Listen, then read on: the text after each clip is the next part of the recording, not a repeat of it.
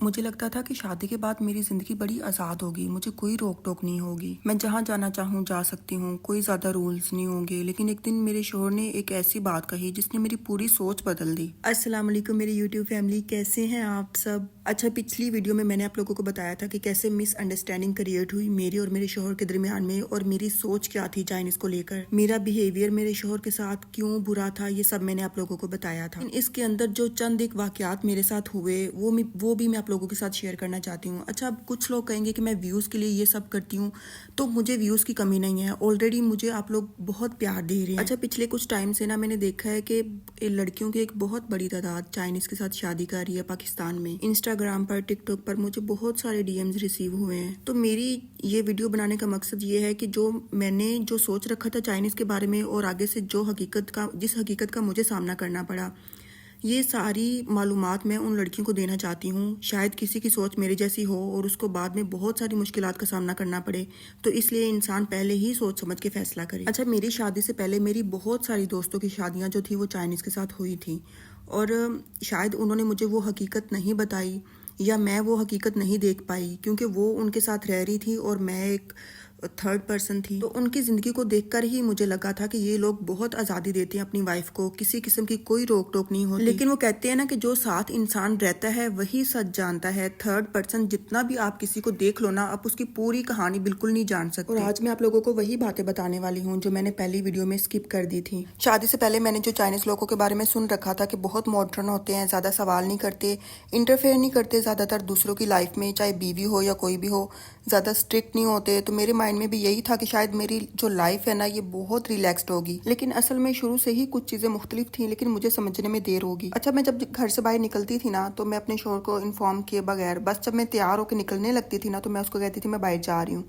शादी के शुरू के दिनों में कुछ दफ़ा ऐसा किया तो शायद मेरे शोहर को लगा कि ये बाद में ठीक हो जाएगी, लेकिन मैं तो ऐसे ठीक ना हुई। मुझे लगा कि शायद ये नॉर्मल बात है, लेकिन मेरे शोहर के लिए ये बहुत बड़ी बात थी, क्योंकि मैं तैयार होके जाने के टाइम पे सिर्फ कहती थी कि मैं बाहर जा रही हूँ। मैं उनसे परमिशन भी नहीं लेती थी, क्योंकि मैंने जो सुन रखा था कि ये लोग इस चीज़ को पसंद नहीं करते कि बीवी आके इनसे पूछे कि मैंने बाहर जाना है और इन्फॉर्म करे, तो मेरे ज़हन में वही बातें थी। अच्छा, इसमें थोड़ा मसला हमें इस वजह से भी हुआ क्योंकि हमारी कम्युनिकेशन गैप था, लैंग्वेज एक दूसरे की जल्दी समझ नहीं आ रही थी, पता नहीं चल रहा था। स्टार्टिंग पे मैंने भी ट्रांसलेटर यूज़ किया अपने शोहर से बात करने के लिए। फ़ोन में ट्रांसलेटर है तो थोड़ी आसानी हो जाती है, लेकिन वो ट्रांसलेटर भी इतना ज़्यादा आपके लिए आसानी पैदा नहीं करता। बहुत सारी बातें जो हैं वो आप कुछ बोलते हो और वहाँ पे कुछ आती है। तो एक दिन ऐसा ही हुआ ना, काफ़ी दफ़ा तो ऐसा हो चुका था कि मैं घर से बाहर गई और मैंने मतलब कि जाते हुए बताया ना, तो एक दिन ऐसा ही हुआ, मैं घर से बाहर गई और मुझे ना वापस आते हुए तकरीबन रात के 11 बज गए, जबकि मेरे शौहर ने मुझे कहा था कि तुमने 10 बजे तक आ जाना है और 10 बजे के बाद घर का दरवाज़ा नहीं खुलेगा।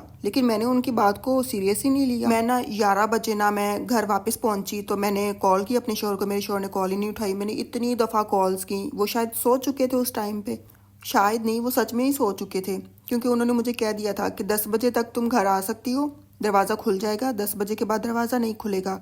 तो 10 बजे के बाद वो तो वैसे भी सो जाया करते थे, लेकिन मुझे था कि वो मेरे इंतज़ार में जागेंगे, मेरा वेट करेंगे। लेकिन उस दिन ऐसा कुछ नहीं हुआ। मैंने इतनी कॉल्स की, लेकिन मेरी एक भी कॉल रिसीव नहीं हुई, क्योंकि वो सो चुके थे। क्योंकि चाइनीज़ के जो रूल्स होते हैं ना, ये अपने रूल्स के, अपनी बातों के बहुत पक्के होते हैं, चाहे वो अपनों के साथ हों, अपने ब्लड रिलेशन के साथ हों या किसी गैर के साथ हों।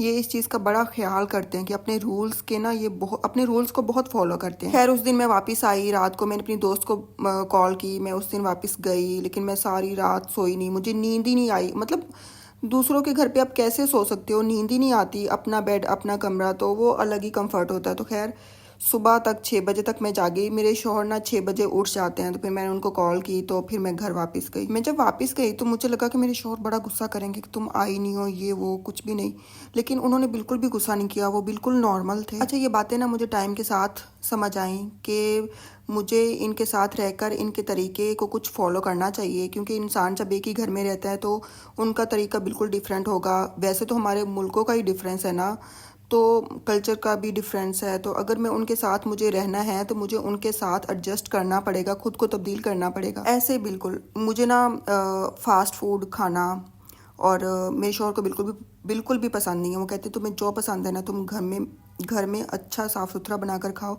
बाहर का मत खाओ। इन्होंने मुझे ये बात पहले बता चुके थे ये बात शादी के शुरू के दिनों में। चलो वो तो चलता है, लेकिन इंसान इस चीज़ को एक रूटीन ही बना ले, बाहर से मंगवा के खाना, बार बार फूड पांडा ये वो।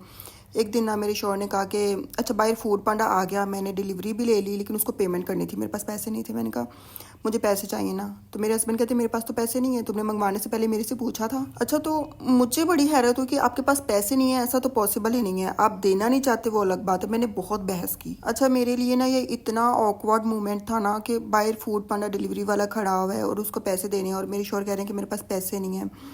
तो मैंने अपने शोर से इतनी दफ़ा कहा ना कि मुझे पैसे दे दें, वो बाहर वेट कर रहा है। लेकिन ना ये इनके चंद असूल हैं। उन्होंने मुझे पहले तो वैसे नॉर्मल कह के समझाया, बताया कि बाहर से मत खाओ, घर से खाओ, लेकिन फिर सबक भी तो उन्होंने मुझे देना था ना। जब अगर वो ऐसे ना करते तो मैं इस बात से बाज ही ना आती। खैर, बहुत ज़्यादा इंसिस्ट करने के बाद उन्होंने फिर पैसे दे ही दिए डिलीवरी के। अच्छा, उस दिन से लेकर अभी हमें इतने साल हो गए हैं। अच्छा, मेरा ना होता है कि मैं किसी इंसान को ना समझती हूँ ना, मुझे स्टार्टिंग में थोड़ा सा मुश्किल होती है, लेकिन जब मैं समझ जाती हूँ ना तो मैं चाहती हूँ कि वो इंसान मेरे साथ कंफर्टेबल होकर चले, मतलब उसको किसी किस्म का इशू ना हो मेरी वजह से। अच्छा, मेरे शौहर ना पहले इंसान थे जिनको मेरे साथ एडजस्ट होने में, या मुझे उनके साथ एडजस्ट होने में बहुत मुश्किल आ रही थी, क्योंकि मैंने अपने शौहर को बहुत लाइट लिया हुआ था। मेरे जहन में जो इमेज बना हुआ था ये बिल्कुल उससे मुख्तलिफ था।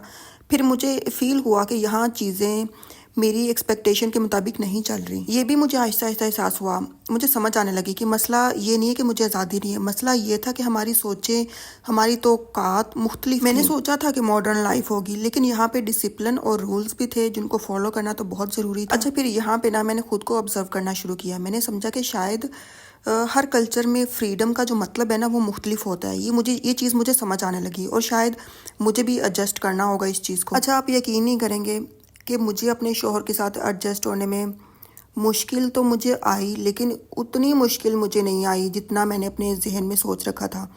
उस वक्त मुझे ये भी बात समझ आई कि इंसान जितना खुद को सोचों में उलझाता है ना, किसी चीज़ को मुश्किल समझता है, वो उसके लिए उतनी ही मुश्किल होती जाती है।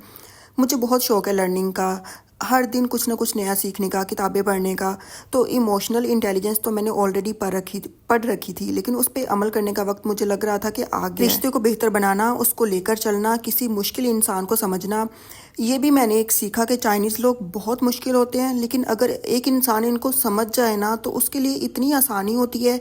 ये उनके साथ बहुत लॉयल, बहुत प्यार से चलते हैं। मुझे अपनी लाइफ में ना अपनी शादी के बाद ये चीज़ें समझ आई कि इंसान के लिए जो सबसे ज़्यादा मुश्किल पैदा होती है ना, वो अपनी सोच, अपने तौर तरीके को लेकर होती है। इंसान खुद को देख रहा होता है और अगले बंदे के तौर तरीके, उसकी सोच को नहीं समझ रहा होता। किसी भी रिश्ते को आप इम्पोर्टेंस देते हो ना, आपको पता होता है कि मैंने इस रिश्ते को लेकर चलना है, तो फिर इंसान उस रिश्ते को लेकर चलने के लिए बहुत मेहनत करता है। ये वीडियो देखने के बाद आपके ज़हन में कोई ख्याल हो, कोई सोच हो, कुछ आप मुझसे पूछना चाहते हो तो मुझे कमेंट करें। मुझे बहुत अच्छा लगता है आप लोगों के कमेंट पढ़ना और इसको रिस्पॉन्स करना। आप लोगों के इतने प्यार और सपोर्ट की वजह से ही मैंने आज की ये वीडियो भी बनाई है। मुझे अपनी दुआओं में याद रखें। अल्लाह हाफिज़।